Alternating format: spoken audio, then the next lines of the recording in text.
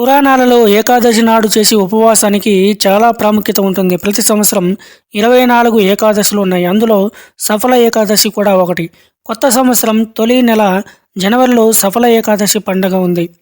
సఫల ఏకాదశి రోజు కటికి ఉపవాసం ఉండి విష్ణువుని పూజించడం వల్ల పుణ్యఫలం దక్కుతుందని నమ్ముతారు. సకల పాపాలు పోగొట్టుకుని సంతోషకరమైన జీవితాన్ని గడుపుతారు.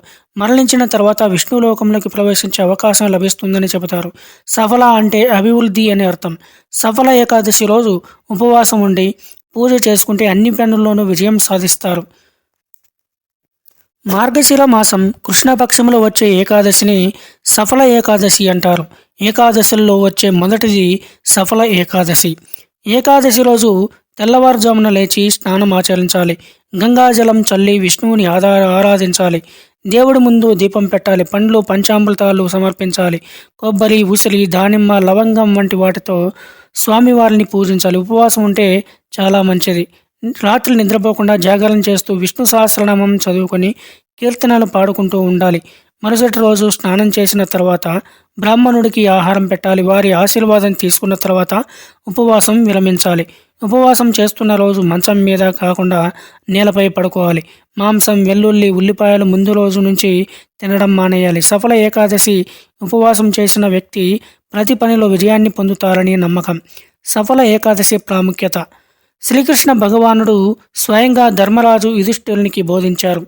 ఎన్ని యాగాలు, ఉపవాసాలు, యజ్ఞాలు చేసినా లభించని సంతృప్తి సఫల ఏకాదశి రోజు ఉపవాసం వల్ల లభిస్తుందని కృష్ణుడు చెప్పాడు. అందుకే చాలామంది ఈరోజు తప్పనిసరిగా ఉపవాసం ఉంటారు. పుణ్యఫలం, మోక్షం లభిస్తుందని విశ్వసిస్తారు. సఫల ఏకాదశి పవిత్రతని చాటి చెప్పే కథని కృష్ణుడు పాండవులకు చెప్పినట్లు పురాణాలు చెబుతున్నాయి. సఫల ఏకాదశి వ్రత కథ. పూర్వం చంపావతి నగరాన్ని మాహిష్మంతుడు అనే రాజు పాలించేవాడు. అతనికి లుంబకుడు అనే కుమారుడు ఉండేవాడు. అధర్మాన్ని పాటిస్తూ ప్రజల పట్ల చాలా క్రూరంగా ప్రవర్తించేవాడు. అది తెలుసుకున్న రాజు కొడుకును రాజ్యం నుంచి బహిష్కరించాడు. అడవుల పాలైన లుంబకుడు ఆహారం దొరక్కపోవడంతో ఒక చెట్టు కింద పడుకున్నాడు. తనకి పుట్టిన పరిస్థితి తలుచుకుని చింతిస్తూ రోజంతా ఏమీ తినకపోవడంతో స్పృహ తప్పిపోయాడు. ఆ రోజు ఏకాదశి కావడంతో తనకి తెలియకుండానే అతడు ఉపవాసం పాటించినట్టయింది. విష్ణువు ప్రత్యక్షమై రాజ్యాన్ని ప్రసాదించినట్టు పురాణాలు చెబుతున్నాయి. అప్పటి నుంచి ధర్మబద్ధమైన పాలన చేసిన లుంబకుడు మరణానంతరం విష్ణులోకాన్ని చేరుకున్నాడని పురాణ గాథ. ఈ ఏకాదశి వ్రత మహత్యం గురించి శివుడు పార్వతీదేవికి చెప్పినట్టు పద్మపురాణం చెబుతుంది. అందుకే సఫల ఏకాదశి రోజు ఉపవాసం ఉండి విష్ణు ఆరాధన చేస్తే విష్ణులోక ప్రవేశం ఉంటుంది. సంపద, ఐశ్వర్యం సిద్ధిస్తాయి. తలపెట్టిన ప్రతి పనిలో విజయం సాధిస్తారు.